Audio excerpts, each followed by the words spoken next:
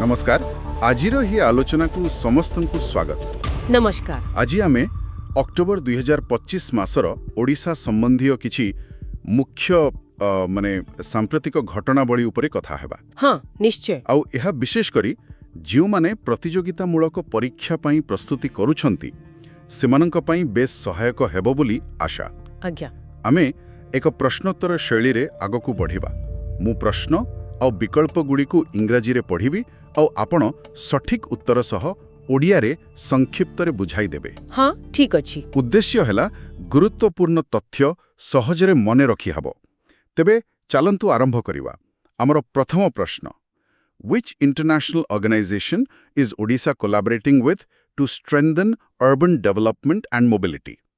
Options: World Bank, Asian Development Bank ADB, United Nations Habitat, JICA। एहार सठिक उत्तर हेउछि Asian development bank माने ADB. अच्छा। ओडिशा सरकारंकर जो गृह ओ नगर उन्नयन विभाग अछि सेमाने आउ एडीबी प्रतिनिधिंक मध्यरे एक बैठक होइथिला। एहार मूल लक्ष्यटा हेला भविष्यत उपयोगी सहर पदक्षेप अधीनरे केमिति स्मार्ट भित्तिभूमि तयारी हेबो, स्थायी परिवहन व्यवस्था आउ समस्तंकु सामिल करी नगर योजना को आहुरु भल करा जिवो। सेइटा ही फोकस। बुझिली, ठीक अछि। एबे द्वितीय प्रश्न, एटा एक गुरुत्वपूर्ण नियुक्ति संबंधी। Who has been appointed to head the security subcommittee for the Jagannath temple in Puri? Options: Arvinda Padhi, Girish Chandra Murmu, Divya Singh Dev, Manoj Ahuja। एठारे सठिक उत्तर हेउछि गिरीश चंद्र मुर्मू। गिरीश चंद्र मुर्मू। हाँ आज्ञा। से परा भारतर पूर्वतन सीएजी थिले आउ जम्मू और काश्मीर रो पूर्वतन उपराज्यपाल भी थिले। तांकु पुरी जगन्नाथ मंदिरर सुरक्षा उपसमितिर मुख्य भावे नियुक्ति मिलिछि। अच्छा, कारण किछि सुरक्षा संबंधी घटना होइथिला बोधे। हाँ, सेमिति किछि घटना परे एई समिति गठन करा जाइछि। एबे हा डिजिटल निरीक्षण व्यवस्था को आउरी सुदृढ़ करिवो आउ बाकी जहा सुरक्षा प्रसंग अछि सेगुडिकर समाधान दिगरे काम करिवो। निश्चित भावे एक जरूरी पदक्षेप। आगकू देखिबा। प्रश्न 3, Which port in Odisha has been recognized as one of India's official green hydrogen hubs under the National Green Hydrogen Mission? Options: Dhamra Port, Paradip Port, Gopalpur Port, Subarnarekha Port। यहर उत्तरटा सहज, पारादीप पोर्ट। पारादीप 15। हाँ, जातीय सबुज hydrogen mission बोली गोटा अछि परा। सेई mission अधीनरे Paradip बंदरकू भारतर 3टी मुख्य सबुज hydrogen hub भितरु गोटे बोली चिन्हट करा जाइछि। अच्छा, आउ दुईटा कुठी? आउ दुईटा हेला गुजरात आउ तामिलनाडु रे। तो एटा देखाउछि जे भविष्यतरे भारतर जो स्वच्छ शक्ति अर्थनीति हब सेथिरे पारादीप बंदरर भूमिका बहुत गुरुत्वपूर्ण रहिबो। परिवेश पाए एक भल पदक्षेप। चतुर्थ प्रश्न गोटे बही विषय रे। Which book released ahead of World Mental Health Day 2025 at the Trident Bhubaneswar guides readers on mindfulness and emotional healing? Options: The Road Within, Whispers of the Soul, Journey to Joy। आज्ञा।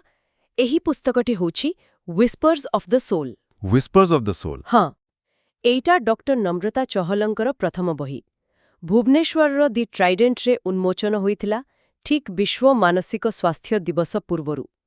बहीटा मुख्यतः mindfulness माने मनोयोग आउ भावनात्मक सुस्थता पई कोन करा जाई पारिबो से विषय रे प्रैक्टिकल टिप्स देइथाय। लेखिका निजे जणे मेटाफिजिक्स डॉक्टर आउ लाइफ कोच तो तांकर अभिज्ञता एथिरे अछि। बहुत भल।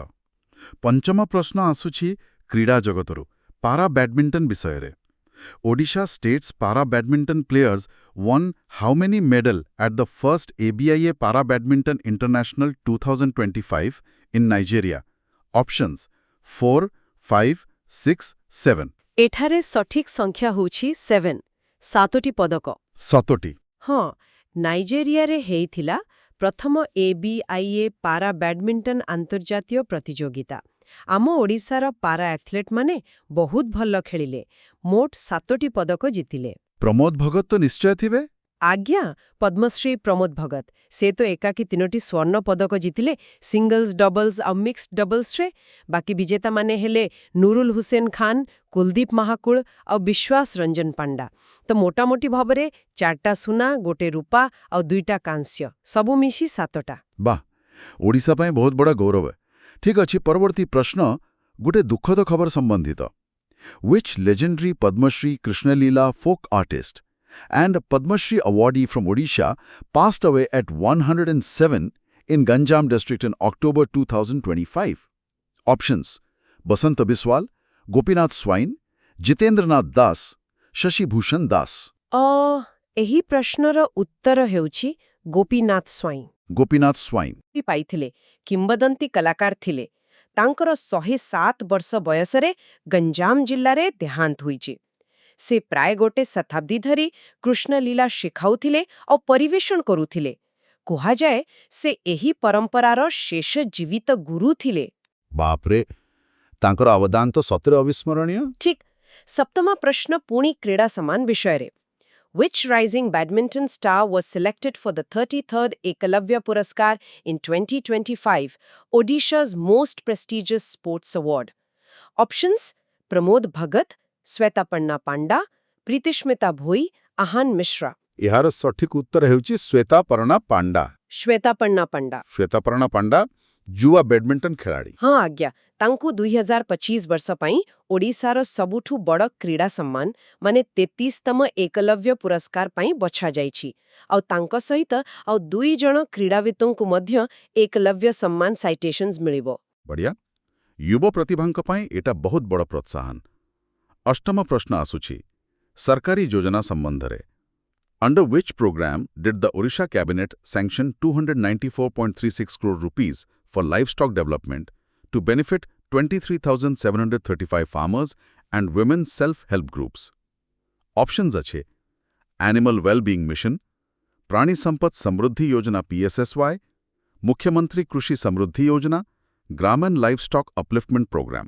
ଏଠାରେ ସଠିକ୍ ଯୋଜନାଟି ହେଉଛି ପ୍ରାଣୀ ସମ୍ପଦ ସମୃଦ୍ଧି ଯୋଜନା ମାନେ PSSY।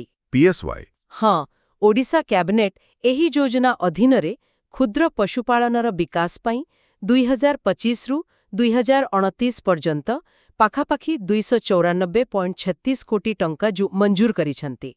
ଏଥିରେ ପ୍ରାୟ 23,735 ଚାଷୀ ଆଉ ମହିଳା ସ୍ୱୟଂ ସହାୟକ ଗୋଷ୍ଠୀ ଉପକାର ପାଇବେ।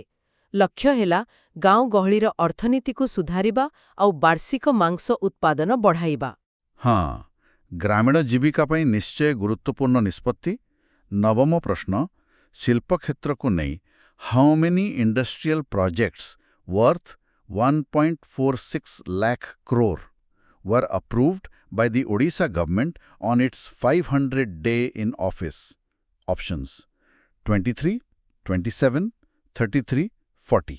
ସଠିକ୍ ସଂଖ୍ୟା ହେଉଛି 33ଟି। 33ଟି ପ୍ରକଳ୍ପ। ବାଃ, ହଁ, ମୁଖ୍ୟମନ୍ତ୍ରୀ ମୋହନ ଚରଣ ମାଝୀଙ୍କ ସରକାରର 5 ଦିନ ପୂର୍ତ୍ତି ଅବସରରେ ଏତେଗୁଡ଼ା ପ୍ରକଳ୍ପକୁ ମଞ୍ଜୁରୀ ମିଳିଛି। ମୂଲ୍ୟ ହେଉଛି 1.46 ଲାଖ କ୍ରୋର। ଏହି ପ୍ରକଳ୍ପଗୁଡ଼ାକ ରାଜ୍ୟର 14ଟା ଜିଲ୍ଲାରେ ହେବ ଆଉ ଏଥିରେ ସବୁଜ ଶକ୍ତି, ଏରୋସ୍ପେସ୍, ସେମିକଣ୍ଡକ୍ଟର, ଖାଦ୍ୟ ପ୍ରକ୍ରିୟାକରଣ ଭଳି ବହୁତ ଗୁରୁତ୍ୱପୂର୍ଣ୍ଣ କ୍ଷେତ୍ର ସାମିଲ ଅଛି। ନିଯୁକ୍ତି ସୁଯୋଗ ବି ନିଶ୍ଚୟ ବଢ଼ିବ। ଆଜ୍ଞା, ଆଶା କରାଯାଉଛି ଯେ 66,000ରୁ ଅଧିକ ନିଯୁକ୍ତି ସୁଯୋଗ ସୃଷ୍ଟି ହେବ। ବହୁତ ବଡ଼ ଖବର। ଓଡ଼ିଶାର ଶିଳ୍ପାୟନ ଦିଗରେ 10ମ ପ୍ରଶ୍ନ ହେଉଛି ସଂସ୍କୃତି ଆଉ ଅନ୍ତର୍ଜାତୀୟ ସମ୍ପର୍କ ବିଷୟରେ। Which country has been named the partner nation for the historic Katak Baliyatra 2025 festival? Options: Sri Lanka, Indonesia, Thailand, Malaysia. ଏହାର ସଠିକ୍ ଉତ୍ତର ହେଉଛି ଇଣ୍ଡୋନେସିଆ। ଇଣ୍ଡୋନେସିଆ? ହଁ, ଏଇଟା ପ୍ରଥମ ଥର ପାଇଁ ବୋଧେ? ହଁ ଆଜ୍ଞା, 2025 କଟକ ବାଲିଯାତ୍ରା ପାଇଁ ଇଣ୍ଡୋନେସିଆକୁ ପ୍ରଥମ ଥର ପାଇଁ ସହଭାଗୀ ରାଷ୍ଟ୍ର ବା ପାର୍ଟନର ନେସନ ଭାବେ ଘୋଷଣା କରାଯାଇଛି। ଏଟା ଆମର ପ୍ରାଚୀନ କଳିଙ୍ଗ ଆଉ ଦକ୍ଷିଣ ପୂର୍ବ ଏସିଆ ଭିତରେ ଯେଉଁ ସାମୁଦ୍ରିକ ବାଣିଜ୍ୟ ସମ୍ପର୍କ ଥିଲା ତାକୁ ମନେ ପକାଇଦିଏ। ଆଉ ଏଥର ବାଲିଯାତ୍ରାରେ ଇଣ୍ଡୋନେସିଆର କଳା ପ୍ରଦର୍ଶନୀ ଆଉ କିଛି ସାଂସ୍କୃତିକ କାର୍ଯ୍ୟକ୍ରମ ବି ରହିବ ବୋଲି ଜଣାପଡ଼ିଛି। ଶ୍ରେୟା ଘୋଷାଲ ଆଉ ହର୍ଷଦୀପ କୌରଙ୍କ ପରିବେଷଣ ବି ରହିବ। ବାଃ, ଏହା ନିଶ୍ଚୟ ବାଲିଯାତ୍ରାକୁ ଆହୁରି ଆକର୍ଷଣୀୟ କରିବ। 11ତମ ପ୍ରଶ୍ନ ଗୋଟେ ଆଗାମୀ ସମ୍ମିଳନୀ ବିଷୟରେ। Who is set to inaugurate the 84th annual session of the Indian Roads Congress in Bhubaneswar in November 2025? Options: Prithviraj Harichandan, Nitin Gadkari, Naveen Patnaik, Dharmendra Pradhan. ସଠିକ୍ ଉତ୍ତର ହେଉଛନ୍ତି କେନ୍ଦ୍ର ସଡ଼କ ପରିବହନ ଆଉ ରାଜପଥ ମନ୍ତ୍ରୀ ନୀତିନ ଗଡ଼କରୀ। नितिन गडकरी। ଆଜ୍ଞା, ସେ ନଭେମ୍ବର 7ରୁ 10 ତାରିଖ ଭିତରେ ଭୁବନେଶ୍ୱରର ଜନତା ମଇଦାନରେ ଯୋଉ 84ତମ ଭାରତୀୟ ସଡ଼କ କଂଗ୍ରେସର ବାର୍ଷିକ ଅଧିବେଶନ ହେବା ତାକୁ ଉଦ୍ଘାଟନ କରିବେ। ଏଥିରେ ଦେଶରୁ ପ୍ରାୟ 5,000ରୁ ଅଧିକ ଇଞ୍ଜିନିୟର, ବିଶେଷଜ୍ଞ, ନୀତି ନିର୍ଦ୍ଧାରକ ସମସ୍ତେ ଆସିବେ। ସଡ଼କ ସୁରକ୍ଷା ଆଉ ଭିତ୍ତିଭୂମି ବିଷୟରେ ଆଲୋଚନା ହେବ। ବହୁତ ବଡ଼ ଆୟୋଜନ ହେବ ନିଶ୍ଚୟ। 12ତମ ପ୍ରଶ୍ନ ଗୋଟେ ନୂଆ ଯୋଜନା ବିଷୟରେ, ମହିଳା ସଶକ୍ତିକରଣ ସମ୍ବନ୍ଧୀୟ।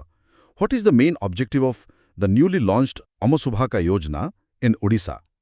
Options: support rural artisans, empower women through transport entrepreneurship, provide subsidies for electric buses, promote agricultural mechanization. ଏହି ଯୋଜନାର ମୂଳ ଉଦ୍ଦେଶ୍ୟ ହେଲା ଏମ୍ପାୱାର ୱିମେନ୍ ଥ୍ରୁ ଟ୍ରାନ୍ସପୋର୍ଟ ଅଣ୍ଟରପ୍ରେନରସିପ୍। ମାନେ ପରିବହନ କ୍ଷେତ୍ରରେ ମହିଳାଙ୍କୁ ଉଦ୍ୟୋଗୀ କରିବା। ଏକଦମ ଠିକ୍। ଆମ ସୁଭାକ ଯୋଜନା ଏଥିରେ 21ରୁ 40 ବର୍ଷ ଭିତରେ ଯେଉଁ ମହିଳାମାନେ ଅଛନ୍ତି ତାଙ୍କୁ ଟ୍ୟାକ୍ସି କିଣିବା ପାଇଁ 10 ଲକ୍ଷ ଟଙ୍କା ଯାଏ ଋଣ ମିଳିବ।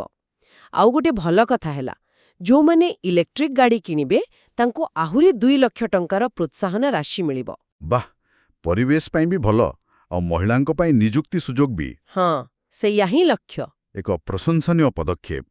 13ତମ ପ୍ରଶ୍ନ ଆସୁଛି ବିମାନ ଚଳାଚଳ କ୍ଷେତ୍ରରୁ ଗୋଟେ ବଡ଼ ଯୋଜନା। What is the name of the new 14,182 crore rupees aviation development scheme approved by the Odisha government to transform the state into an Eastern India aviation hub? Options: Udan Odisha, Biman scheme, Sampark Sky project, Odisha Air Vision. ଏହି ନୂଆ ଯୋଜନାଟାର ନାଁ ହେଲା ବିମାନ scheme, ବିମାନ ଯୋଜନା। ବିମାନ। ହଁ, ଏହାର ପୁରାଣା କ'ଣ? ବିମାନ ମାନେ building and management of aviation assets and network. ଆଚ୍ଛା। ଓଡ଼ିଶା କ୍ୟାବିନେଟ୍ ଏହି ଯୋଜନା ପାଇଁ ପାଖାପାଖି 14,182 କୋଟି ଟଙ୍କାର ବଜେଟ୍ ଅନୁମୋଦନ କରିଛନ୍ତି। ଏହାର ଲକ୍ଷ୍ୟ ହେଲା ଆମ ରାଜ୍ୟରେ ବିମାନ ଚଳାଚଳ ଭିତ୍ତିଭୂମି, କନେକ୍ଟିଭିଟି, ଦକ୍ଷତା ବିକାଶ ଆଉ ସବୁଜ ଗତିଶୀଳତାକୁ ଏତେ ବଢ଼େଇବା ଯେମିତି ଓଡ଼ିଶା ପୂର୍ବ ଭାରତର ଗୋଟେ ମୁଖ୍ୟ ଏଭିଏସନ୍ ହବ୍ ହୋଇପାରିବା। ଆକାଶମାର୍ଗରେ ଓଡ଼ିଶା ପାଇଁ ଏକ ବଡ଼ ଲକ୍ଷ୍ୟ ନିଶ୍ଚୟ। 14ତମ ପ୍ରଶ୍ନ ଏକ ଜଣାଶୁଣା ଖାଦ୍ୟ ସୁରକ୍ଷା ଯୋଜନା ବିଷୟରେ। Which flagship food security scheme received a 512 crore boost from the Odisha cabinet for continuation over the next 5 years? Options: Mamta Yojana, Ahar scheme, BSKY, Annapurna project. ଏହି ଯୋଜନାଟି ହେଉଛି ଆମ ସମସ୍ତଙ୍କର ପରିଚିତ ଆହାର ସ୍କିମ୍।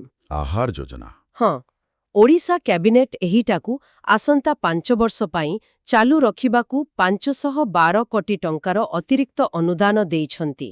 ଆଉ ଗୋଟେ କଥା, ପ୍ରତି ମିଲ୍ ପିଛା ଯୋଉ ଖର୍ଚ୍ଚ ଥିଲା 23 ରୁପିଆ, ତାକୁ ବି ବଢ଼େଇକି 27 ରୁପିଆ କରାଯାଇଛି।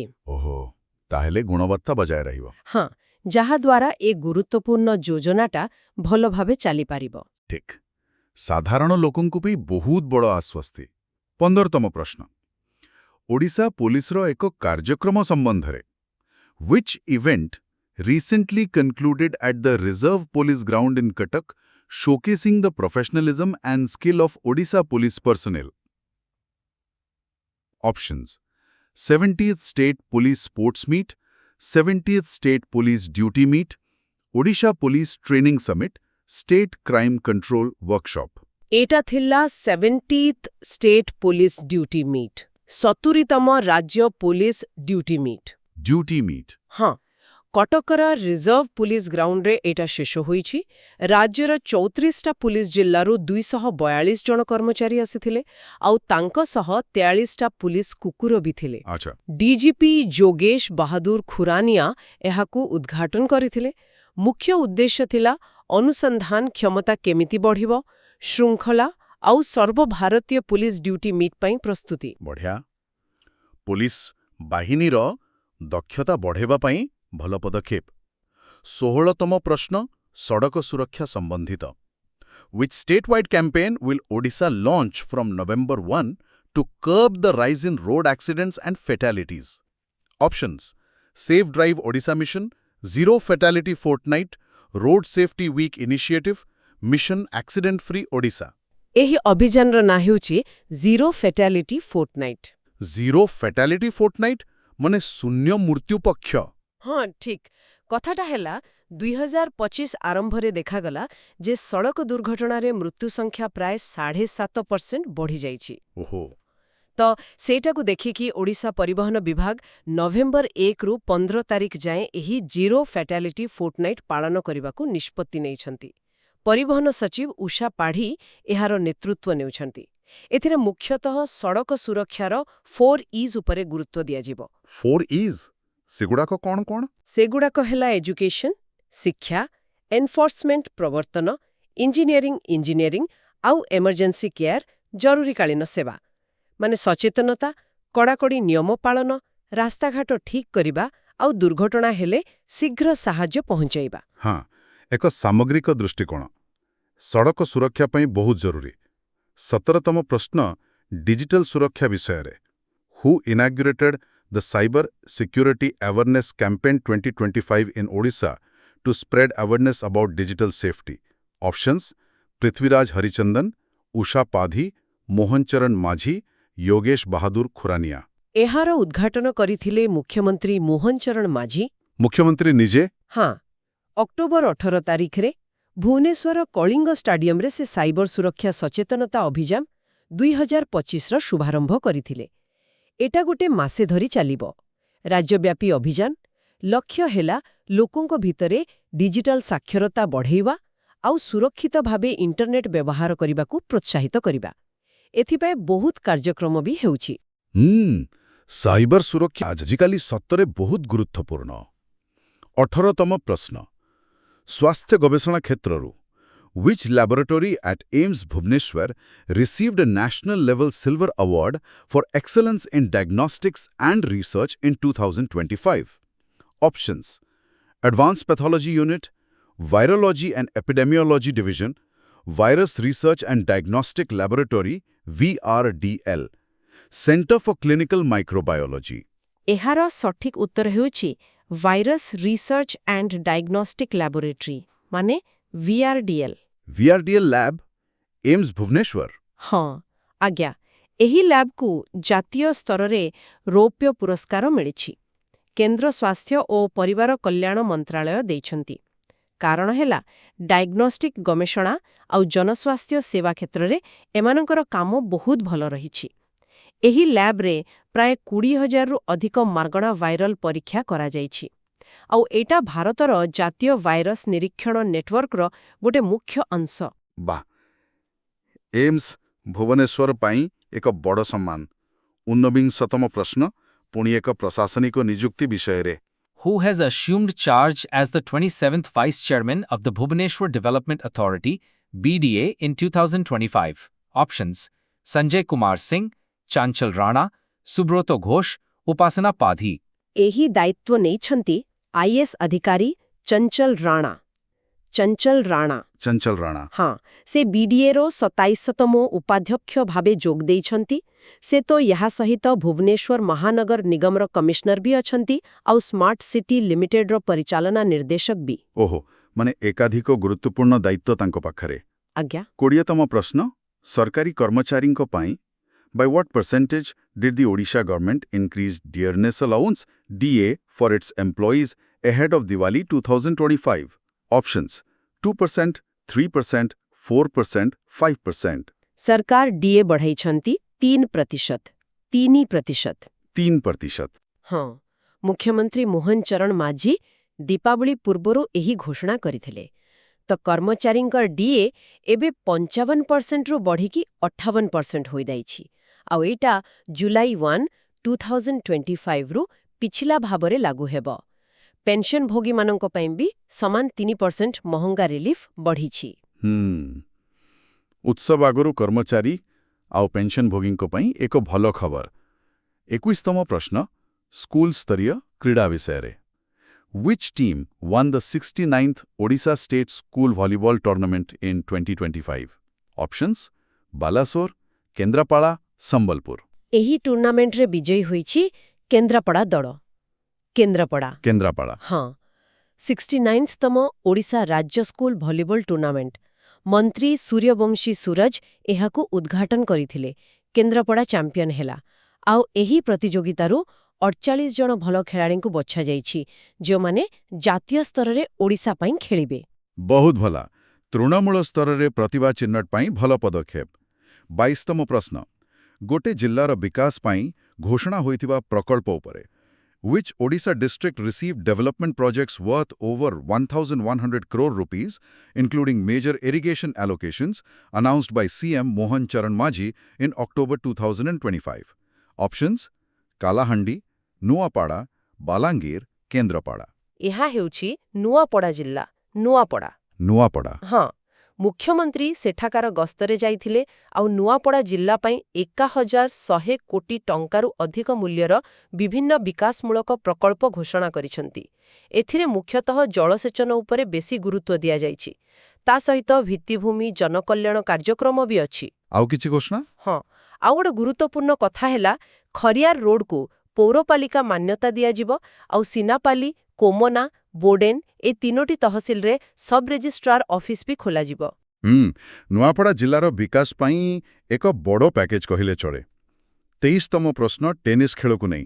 Which 5-day tennis tournament organized at Kalinga Stadium in Bhubaneswar in October 2025 featured players from India, Slovakia and Germany? Options: Odisha Open Tennis Championship, ITF World Tennis Masters Tour MT100, National Masters Tennis League, East India Tennis Cup. ଏହି ଟୁର୍ଣ୍ଣାମେଣ୍ଟଟି ହେଉଛି ITF world tennis masters tour MT100।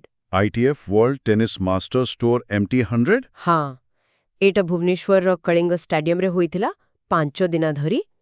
ଏଥିରେ ଖାଲି ଭାରତର ନୁହେଁ Slovakia ଆଉ ଜର୍ମାନୀରୁ ବି ଖେଳାଳି ଆସିଥିଲେ। ମୋଟ 100ରୁ ଅଧିକ ଖେଳାଳି ଥିଲେ ବିଭିନ୍ନ ବୟସ ବର୍ଗର। ଆୟୋଜକ କିଏ ଥିଲେ? ଓଡ଼ିଶା ଟେନିସ୍ ଆସୋସିଏସନ ଏହାର ଆୟୋଜକ ଥିଲା ଆଉ ଆନ୍ତର୍ଜାତୀୟ ଟେନିସ୍ ଫେଡେରେସନ ଏବଂ ରାଜ୍ୟ କ୍ରୀଡ଼ା ବିଭାଗ ଏଥିରେ ସହଯୋଗ କରିଥିଲେ। ଭଲ କଥା। ଆନ୍ତର୍ଜାତୀୟ ଟେନିସ୍ ଟୁର୍ଣ୍ଣାମେଣ୍ଟ ଆୟୋଜନ କରିବା ଓଡ଼ିଶା ପାଇଁ ଗୁରୁତ୍ୱପୂର୍ଣ୍ଣ।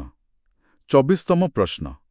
ଗୋଟେ ନୂଆ ଚେସ୍ ଲିଗ୍ ବିଷୟରେ which new franchise-based chess tournament inspired by the IPL format will be held in Bhubaneswar from November 14 to 16, 2025?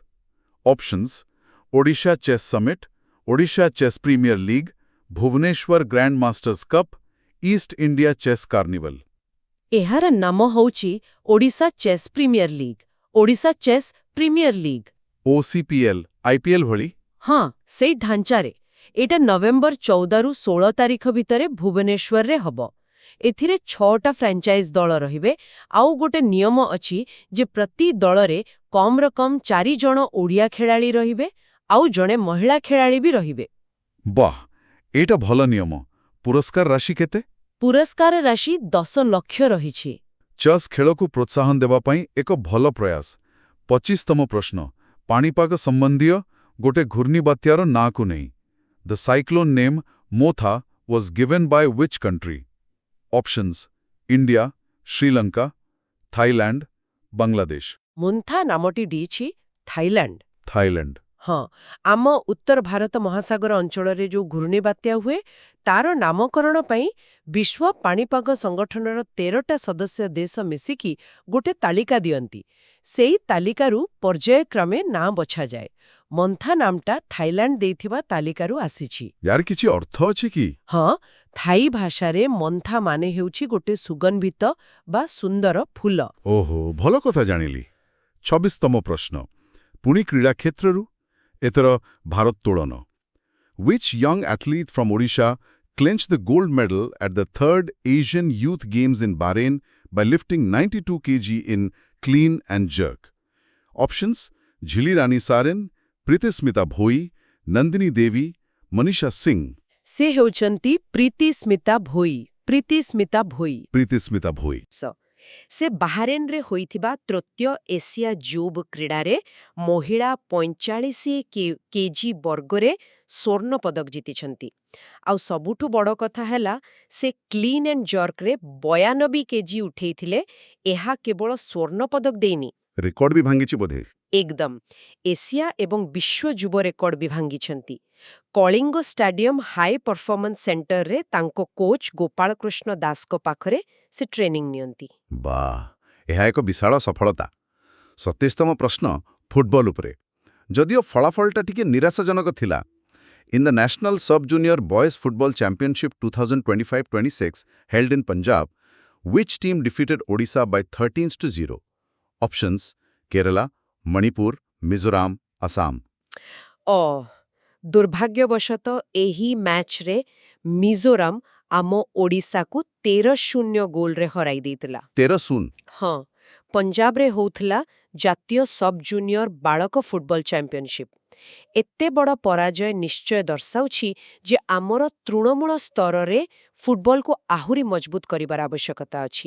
ମିଜୋରାମର 3 ଜଣ ଖେଳାଳି ହ୍ୟାଟ୍ରିକ୍ କରିଥିଲେ। ଠିକ୍ କହିଲେ। ଏଥିରୁ ଶିଖି ଆଗକୁ ବଢ଼ିବାକୁ ହବ। 28ତମ ପ୍ରଶ୍ନ ସାମୁଦ୍ରିକ କ୍ଷେତ୍ର ବିଷୟରେ। Which state showcased its vision at India Maritime Week IMW 2025 to become a leading maritime hub? Options: Gujarat, Maharashtra, Andhra Pradesh, Odisha. ଏହାର ଉତ୍ତର ହେଉଛି ଆମର ରାଜ୍ୟ ଓଡ଼ିଶା। ଓଡ଼ିଶା। ହଁ, ଇଣ୍ଡିଆ ମାରିଟାଇମ୍ ୱିକ୍ IMW 2025ରେ ଓଡ଼ିଶା ନିଜକୁ କେମିତି ଗୋଟେ ବଡ଼ ସାମୁଦ୍ରିକ ହବ୍ ଭାବେ ଗଢ଼ିବ ସେହି ବିଷୟରେ ନିଜର ଯୋଜନା ପ୍ରଦର୍ଶନ କରିଥିଲା। ଏଥିରେ ବନ୍ଦର ସମ୍ପ୍ରସାରଣ ଯେମିତି ପାରାଦୀପ, ଧାମରା, ଗୋପାଳପୁର, ଅସ୍ତରଙ୍ଗ, ବାହୁଦା ଏସବୁର ବିକାଶ ଆଉ ଶିଳ୍ପ ହବ୍ ତିଆରି କରିବା କଥା ଥିଲା। ପୁଞ୍ଜିନିବେଶ ବିଷୟରେ କିଛି କୁହାଯାଇଥିଲା? ହଁ, ମୁଖ୍ୟମନ୍ତ୍ରୀ ସେଠାରେ କହିଥିଲେ ଯେ ପ୍ରାୟ 21,500 କୋଟି ଟଙ୍କାର ବନ୍ଦର ପୁଞ୍ଜିନିବେଶ ଆଉ ପ୍ରାୟ 24,700 କୋଟି ଟଙ୍କାରେ ଜାହାଜ ନିର୍ମାଣ କ୍ଲଷ୍ଟର କରିବାର ଯୋଜନା ଅଛି। ବାଃ, ସାମୁଦ୍ରିକ କ୍ଷେତ୍ରରେ ଓଡ଼ିଶାର ଆକାଂକ୍ଷା ସତରେ ବହୁତ ବଡ଼। 29ତମ ପ୍ରଶ୍ନ ସାହିତ୍ୟ ପୁରସ୍କାର ସମ୍ବନ୍ଧରେ। Who was conferred with the Sarala Puraskar 25 for his short story collection Matinee Show? Options: Ramakanta Rath, Devdas Chhotray, Manoj Das, ପ୍ରତିଭା ରୟ। 2025 ପାଇଁ ସାରଳା ପୁରସ୍କାର ପାଇଛନ୍ତି ପ୍ରଖ୍ୟାତ ଲେଖକ ଆଉ କବି ଦେବଦାସ ଛୋଟରାୟ। ଦେବଦାସ ଛୋଟରାୟ କୋଉ ବହି ପାଇଁ? ତାଙ୍କର କ୍ଷୁଦ୍ର ଗଳ୍ପ ସଂକଳନ ମ୍ୟାଟିନି ଶୋ ପାଇଁ।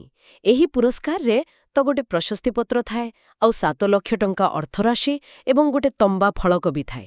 ଓଡ଼ିଶା ସାହିତ୍ୟକୁ ତାଙ୍କର ଅବଦାନ ପାଇଁ ଏହା ଏକ ବଡ଼ ସ୍ୱୀକୃତି। ନିଶ୍ଚୟ, ତାଙ୍କୁ ଆମର ଅଭିନନ୍ଦନ। 30ତମ ପ୍ରଶ୍ନ ପୁଣି ସାଇବର ସୁରକ୍ଷା ସଚେତନତାକୁ ନେଇ। Which initiative by Odisha Police involved 16 cyber rats spreading awareness statewide about digital safety? Options: Cyber Suraksha Abhiyan, Odisha Cyber Mission, Cyber Safety Drive 2025, Statewide Cyber Security Awareness Campaign. ଏଇଟା ଥିଲା ଷ୍ଟେଟ୍ ୱାଇଡ୍ ସାଇବର ସିକ୍ୟୁରିଟି ଆୱେୟାରନେସ୍ କ୍ୟାମ୍ପେନ୍ର ଗୋଟେ ଅଂଶ। ରାଜ୍ୟବ୍ୟାପୀ cyber ସୁରକ୍ଷା ସଚେତନତା ଅଭିଯାନ। ହଁ, ଆମେ ଆଗରୁ କଥା ହେଉଥିଲେ ପରା ଯେ ମୁଖ୍ୟମନ୍ତ୍ରୀ ଅକ୍ଟୋବର 18ରେ ଏହାକୁ ଆରମ୍ଭ କରିଥିଲେ। ସେହି ଅଭିଯାନର ଗୋଟେ ମୁଖ୍ୟ ଅଂଶ ଥିଲା ଏହି 16ଟା ସାଇବର ରଥ। ଏଗୁଡ଼ାକ ରାଜ୍ୟର ସବୁଆଡ଼େ ବୁଲିକି ପ୍ରାୟ 2.5 ଲକ୍ଷରୁ ଅଧିକ ଲୋକଙ୍କୁ ସୁରକ୍ଷିତ ଅନଲାଇନ ଅଭ୍ୟାସ ବିଷୟରେ ଶିକ୍ଷା ଦେଇଥିଲା। ସାଇବର ରଥ ନାଁଟା ବି ବଢ଼ିଆ। 31ତମ ପ୍ରଶ୍ନ ପୁଣି ଇଣ୍ଡିଆ ମ୍ୟାରିଟାଇମ୍ ୱିକ୍ରୁ। Which state received the Best Stall Award at India Maritime Week 2025 in Mumbai? Options: Gujarat, Tamil Nadu, Maharashtra. ଏଥିବି ଉତ୍ତର ହେଉଛି ଓଡ଼ିଶା। ଓଡ଼ିଶାକୁ ଶ୍ରେଷ୍ଠ ଷ୍ଟଲ୍ ପୁରସ୍କାର ମିଳିଲା। ହଁ ଆଜ୍ଞା, ମୁମ୍ବାଇରେ ଯୋ IMW 2025 ହେଲା ସେଥିରେ ଓଡ଼ିଶାକୁ ବେଷ୍ଟ ଷ୍ଟଲ୍ ଆୱାର୍ଡ ମିଳିଥିଲା। ଆମ ଷ୍ଟଲ୍ର ଥିମ୍ ଥିଲା ଓଡ଼ିଶା ଐତିହ୍ୟ ଓ ଆଶାର ଯାତ୍ରା, Odisha voyage of heritage and hope. ବଢ଼ିଆ ଥିମ୍। ହଁ, ଏଥିରେ ଆମର ସେ ପୁରୁଣା ବୋଇତ ବନ୍ଦାଣା ପରମ୍ପରାଠୁ ଆରମ୍ଭ କରି ଏବେକାର ଆଧୁନିକ ବନ୍ଦର ଭିତ୍ତିକ ବିକାଶ ଯାଏଁ ସବୁକିଛି ଦେଖାଯାଇଥିଲା। କେନ୍ଦ୍ରମନ୍ତ୍ରୀ ସର୍ବାନନ୍ଦ ସୋନୋୱାଲ ନିଜେ ଏ ପୁରସ୍କାର ଦେଇଥିଲେ। ବହୁତ ବଡ଼ ସ୍ୱୀକୃତି ଓଡ଼ିଶାର ସାମୁଦ୍ରିକ ଦୃଷ୍ଟିକୋଣ ପାଇଁ। 32ତମ ପ୍ରଶ୍ନ ଏକ ଗୁରୁତ୍ୱପୂର୍ଣ୍ଣ ଭିତ୍ତିଭୂମି ବୁଝାମଣା ପତ୍ର ବା MOU ବିଷୟରେ। Which key infrastructure development initiative was formalized through an MOU during India Maritime Week 2025 to improve Odisha's riverine transport? Options: expansion of Dhamra Port, development of National Waterways 5 and 64, establishment of new coastal industrial zones, launch of coastal tourism circuits. ଏଠାରେ ସଠିକ୍ ଉତ୍ତର ହେଉଛି development of national waterways 5 and 64, ଜାତୀୟ ଜଳପଥ 5 ଏବଂ 64ର ବିକାଶ। ଜାତୀୟ ଜଳପଥ 5 ଆଉ 64। ହଁ, ସେହି IMW 2025 ସମୟରେ ଗୋଟିଏ ତ୍ରିପାକ୍ଷିକ MOU ସ୍ୱାକ୍ଷରିତ ହୋଇଥିଲା। କାହାକା ଭିତରେ? ଭାରତୀୟ ଅନ୍ତର୍ଦେଶୀୟ ଜଳପଥ ପ୍ରାଧିକରଣ IWAI, ଓଡ଼ିଶା ସରକାର, ପାରାଦୀପ ବନ୍ଦର ପ୍ରାଧିକରଣ ଆଉ ମହାନଦୀ କୋଲଫିଲ୍ଡସ୍ ଲିମିଟେଡ୍ MCL। ଆଚ୍ଛା। ଏହାର ଉଦ୍ଦେଶ୍ୟ ହେଲା ପ୍ରାୟ 12,200 କୋଟି ଟଙ୍କା ଖର୍ଚ୍ଚ କରି ଜାତୀୟ ଜଳପଥ 5, ଯାହା ବ୍ରାହ୍ମଣୀ ଖରସ୍ରୋତା ମହାନଦୀ ଡେଲ୍ଟା ନଦୀକୁ ନେଇ ଆଉ ଜାତୀୟ ଜଳପଥ 64 ମହାନଦୀକୁ କାର୍ଯ୍ୟକ୍ଷମ କରିବା। ଏହାଦ୍ୱାରା ସୁବିଧା କ'ଣ ହେବ? ଏହାଦ୍ୱାରା ମୁଖ୍ୟତଃ ତାଳଚେରରୁ ପାରାଦୀପ ଆଉ ଧାମରାକୁ କୋଇଲା ପରିବହନ କରିବା ବହୁତ ସହଜ ଆଉ ଶସ୍ତା ହୋଇଯିବ ଜଳପଥ ମାଧ୍ୟମରେ। ଜଳପଥ ପରିବହନ କ୍ଷେତ୍ରରେ ଏହା ଏକ ବଡ଼ ପଦକ୍ଷେପ ହେବ ନିଶ୍ଚୟ। ଆମର ଶେଷ ପ୍ରଶ୍ନ ଆଜି ପାଇଁ 33ତମ ପ୍ରଶ୍ନ। ଏକ ସ୍ଥାନୀୟ ଜମି ବିବାଦ ଆଉ ସେ ସମ୍ବନ୍ଧିତ ଗୋଟେ ବହି ଉପରେ। What issue does the newly launched book Is a Kharajat Mahal Not an Integral Part of Republic India by Surendra Kumar Mishra primarily focus on? Options: Tribal Land Rights in Koraput, Heritage Restoration of Kalinga Forts, A Kharajat Mahal Land Dispute in Jatni, Urban Housing Reforms in Bhubaneswar. ଏହି ବହିଟି ମୁଖ୍ୟତଃ ଜାଟନୀର ଏକହରାଜାତ ମହଲ land dispute ଉପରେ ଲେଖା ହୋଇଛି। ଜଟଣୀର ଏକହରାଜାତ ମହଲ ଜମି ବିବାଦ। A Kharajat Mahal. ହଁ, ସୁରେନ୍ଦ୍ର କୁମାର ମିଶ୍ର ଏହାକୁ ଲେଖିଛନ୍ତି। ବହିଟାରେ ସେ ଏହି ଜମି ବିବାଦର ପୂରା ଇତିହାସ ଆଉ ଆଇନଗତ ଜଟିଳତା ବିଷୟରେ ଆଲୋଚନା କରିଛନ୍ତି। କେମିତି ବ୍ରିଟିଶ ଅମଳରୁ ଏହି ଜମି ମାଲିକାନା ବିବାଦ ଚାଲି ଆସିଛି ଆଉ ଏହାଦ୍ୱାରା ସେଠାକାର ପ୍ରଜାମାନେ କେମିତି ଅସୁବିଧାର ସମ୍ମୁଖୀନ ହୋଇଛନ୍ତି, ସେ ସବୁ କଥା ବହିରେ ଅଛି। ଲେଖକ ଏହାର ଏକ ସମାଧାନ ପାଇଁ ବି ଆହ୍ୱାନ ଦେଇଛନ୍ତି। ବହୁତ ଗୁରୁତ୍ୱପୂର୍ଣ୍ଣ ବିଷୟ। ଠିକ୍ ଅଛି, ତେବେ ଏହି ଥିଲା ଅକ୍ଟୋବର 2025 ପାଇଁ ଓଡ଼ିଶାର କିଛି ମୁଖ୍ୟ ସାମ୍ପ୍ରତିକ ପ୍ରସଙ୍ଗ ଉପରେ ଆମର ଆଜିର ଆଲୋଚନା।